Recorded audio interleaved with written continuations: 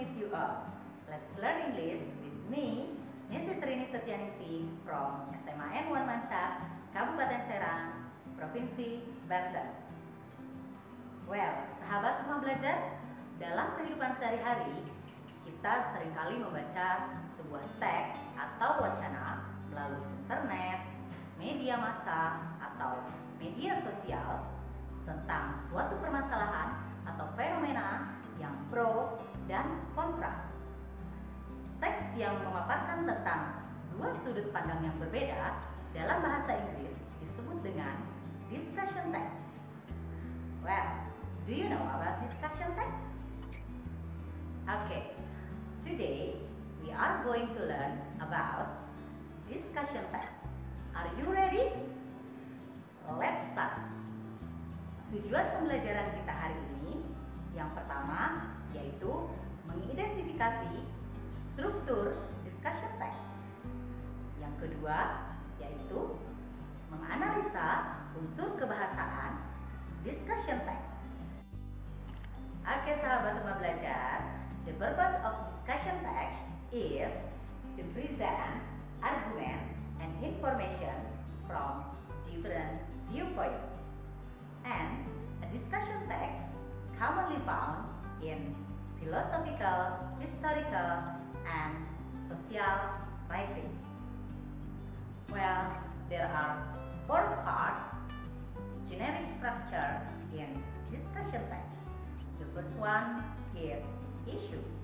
The second one is argument for. And the third is argument against. And the fourth is conclusion. Well, sahabat rumah belajar, I will explain to you in bahasa. Dalam discussion text, terdapat paragraf-paragraf atau bagian-bagian yang disebut juga generic structure. Bagian-bagian tersebut terbagi ke dalam 4. Yang pertama yaitu issue. Pada bagian ini berisikan tentang permasalahan atau topik fenomena yang terjadi. Biasanya diletakkan di awal paragraf. Dan yang kedua yaitu argument for atau pendapat yang mendukung. Disebut juga yang pro dengan permasalahan yang terjadi. Biasanya disertakan dengan contoh atau bukti.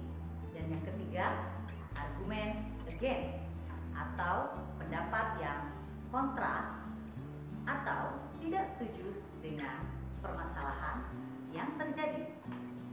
Dan yang terakhir adalah conclusion atau kesimpulan. Pada bagian terakhir ini biasanya berisikan tentang kesimpulan dari seluruh pendapat yang terdapat pada paragraf-paragraf sebelumnya.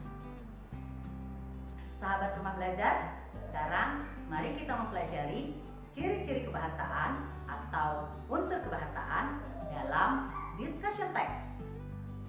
Dalam bahasa Inggris disebut dengan language feature.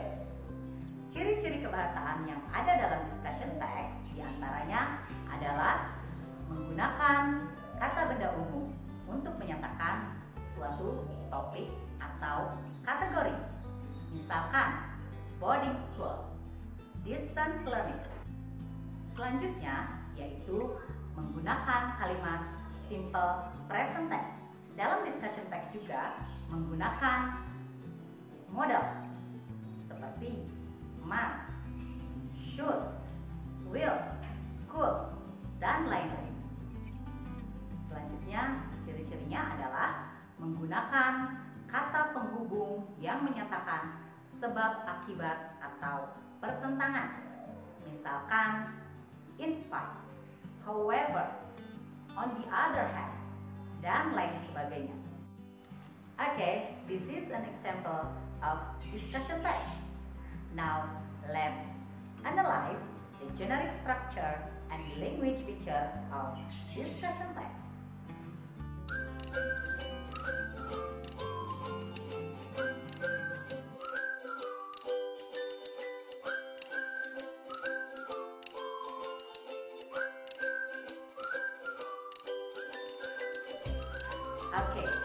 Sampai di sini, apakah sahabat sudah paham? Well, I think that's all for today. Thank you very much and bye-bye.